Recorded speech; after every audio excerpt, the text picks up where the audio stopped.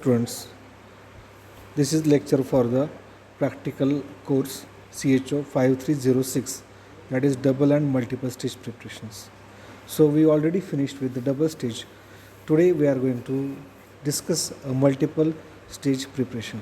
The preparation is very simple. Purpose of this practical is to give student a hand on a multiple synthesis which need to be carry out in the laboratory. Okay, so friends, as you seen our syllabus for the practical, the part B of CHO 5306 is multiple stage preparations. So we are going to start with a very simple experiment, that is experiment number 1, that is glycine to hippuric acid, or we can say benzoyl glycine also, and then we will convert this hippuric acid to azolactone, and then third step will be conversion of azolactone to 4-benzylidene 2-phenyl 5-one. Okay, so let's see what is the experiment look like. So this is the reaction. As you know that you have already prepared hippuric acid during your UG course and MSc 1. Preparation of hippuric acid is very simplest procedure. We take glycine, amino acid. So that amino acid is treated with benzoyl chloride, and then it is giving us a simple amide bond formation, that is hippuric acid. Okay, so hippuric acid structure is given over here. So friends, this is very simple reaction we carried out in our UG and PG. Once we get this hippuric acid, so hippuric acid is shown over here. This structure and this structure is same, PHCONH CH2COH, PHCONH CH2COH. Okay, so this hippuric acid, when treated with acetic anhydride at 80 degree, it will cyclize to this compound known as azolactone. As you know that the cyclic esters are called lactones, and due to presence of nitrogen, this compound is called as azolactone. Okay, so this is a cyclization reaction of hippuric acid to azolactone. It is carried out by treating it with acetic anhydride at 80 degree. Okay, so this compound contains 2 acidic hydrogen, which we are going to treat with benzaldehyde. So friends, as you know that a simple reaction of acidic hydrogen, that is a you already did the reactions of chalcone formation and so on. So similar kind of nucleophilic substitution reaction, that is conversion of this azolactone to this oxazole derivatives. Okay, so friends, this is the third step in which we are going to treat azolactone with benzaldehyde in presence of acetic anhydride and sodium acetate. Sodium acetate, of course, is a base for the abstraction of proton. So for all the 3 stages, we need to take TLC, we need to record the yield, and finally we need to record the physical constants, that is melting point or boiling point. Okay, so let's see the procedures.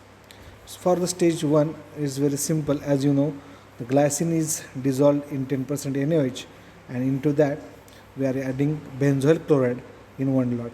As you already know, the halides are very lacrimatic and hazardous to our respiratory system.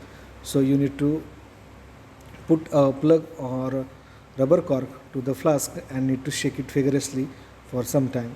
As glycine is soluble in water and organic compounds are not soluble in water, once the hippuric acid form, it will precipitate out, because it is the benzoyl chloride liberates HCl and it will neutralize NaOH, and our hippuric acid will precipitate out. If not, you need to add a few drops of 1-2 drops of concentrated HCl to it and make the mixture acidic, and in acidic mixture our acid will precipitate out. So this is a pure product. You need to just filter it and then report yield MP and TLC.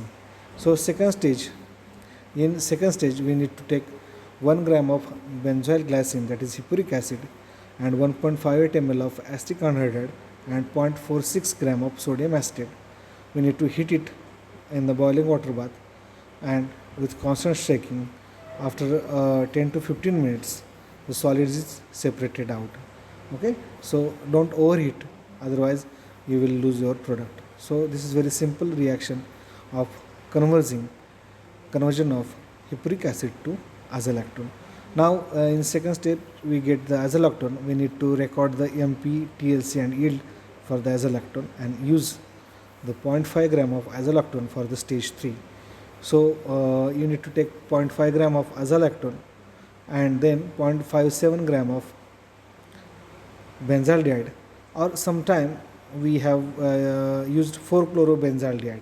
So it's one and the same, but when we use 4-chlorobenzaldehyde, we get a very solid compound with a good stability, or I will say it will not be low melting. So instead of taking benzaldehyde, sometime examiner or your supervisor may give you 4-chlorobenzaldehyde. So the aldehyde and then 0.24 gram of sodium acetate was mixed together and it's heated. Then we need to add alcohol slowly and shake well and allow to stand this mixture for overnight.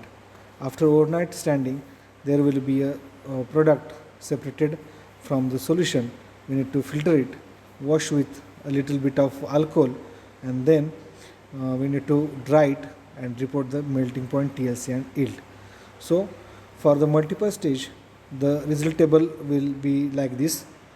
The result for the stage 1, that is melting point or physical constant, yield, RF values for reactant product, and then eluent, that is solvent system used for the TLC, and finally the solvent for recrystallization. Similarly, it will be for stage 2nd and stage 3rd. So this is how we are going to carry out the multiple stage synthesis. So friends, this is all about this experiment. Thank you.